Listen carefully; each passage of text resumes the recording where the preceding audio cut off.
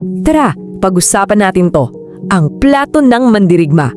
Ano nga ba talaga ang sikreto sa likod ng lakas ng mga bayani natin sa Mactan? Kasi, di ba, lagi nating pinag-uusapan yung galing ng espada ni Lapu-Lapu, yung diskarte niya sa laban.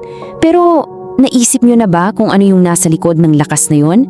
Ano ba ang panggatong ng taong tumalo sa isang superpower ng panahon niya? Kasi ito yun eh. Para talaga nating maintindihan ang isang mandirigma, kailangan nating silipin ang kanyang plato. Diyan nakatago ang isang napakalaking bahagi ng kwento. So yan ang tanong natin ngayon. Ano nga ba ang nagpalakas sa isang mandirigma? Halika't subukan nating buin muli kung ano kaya ang dayak ng mga taga-Mactan noong 16th century. At ang sagot? Nanggaling sa dalawang pangunahing pinagkungkunan. Mula mismo sa lupa at dagat ng Mactan. Ito ang dalawang source ng tibay at lakas ng mga mandirigma. So tingnan niyo to. Ito yung parang laman ng pantry nila noon. Mula sa lupa, nandyan yung mga root crops, gabi, ube, at syempre, kanin. Mula naman sa dagat, grabe, sagana sila sa isda, shellfish, at kahit seaweed. Simple lang no, pero siksik sa sustansya. Pero teka, hindi to basta-basta pagkain lang ha. Isipin nyo, yung gabi, ube, at kanin, eto yung mga superfoods ng panahon nila. Dito galing yung siksik na carbohydrates na nagbibigay ng matinding energy para sa laban.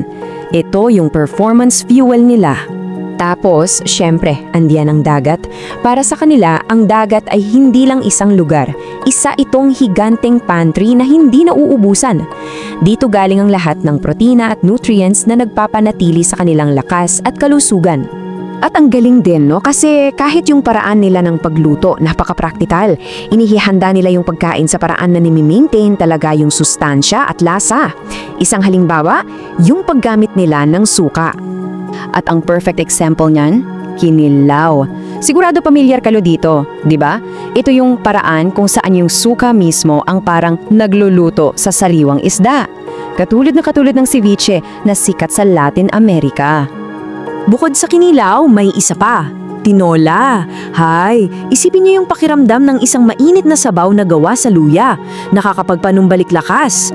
Comfort food na, pampalakas pa. Hanggang ngayon, di ba, hinahanap-hanap natin yan? Pero alam nyo, hindi lang nutrisyon ang usapan dito. May mas malalim pa dyan. Ang pagkain ay paraan din para bumuo ng komunidad at katapangan. Dito napapasok yung konsepto ng isang piging bago ang laban. Kasi ang totoo, yung mga kainan nila, hindi lang yan para mabusog. Ang mga ito ay mga ritual. Dito nabubuo at pinapatibay ang samahan at kapatiran ng mga mandirigma. At syempre, ano ba ang kasama sa mga salu-salu? Tuba. Ito yung fermented na inumin galing sa niyog o palma. Hindi lang ito basta inumin isa itong simbolo, isang tool para pagtibayin palalo ang kanilang samahan. So, i-imagine natin paano kaya ang isang pre-battle meal noon. Una, magtitipon ang buong komunidad. Tapos, ihahanda ng mga pagkaing siksik sa energy. Pagkatapos, magiinuman ng tuba para sa samahan. At sa huli, may mga ritual para ihanda ang kanilang espiritu. Lahat yan magkakakonekta para sa isang layunin. At dito na tayo papunta sa huling bahagi, isang tikim ng katatagan.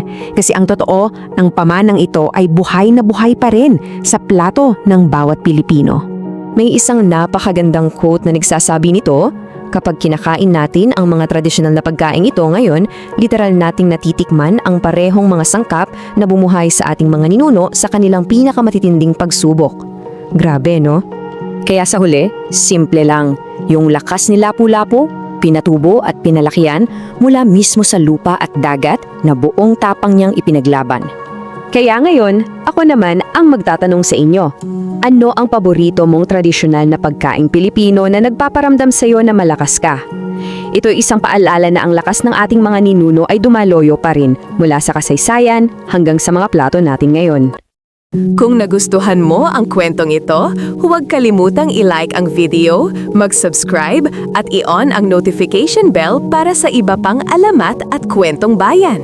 I-share mo rin ito para mas marami pang Pilipino ang makaalala ng kagandahan ng ating mga kwento.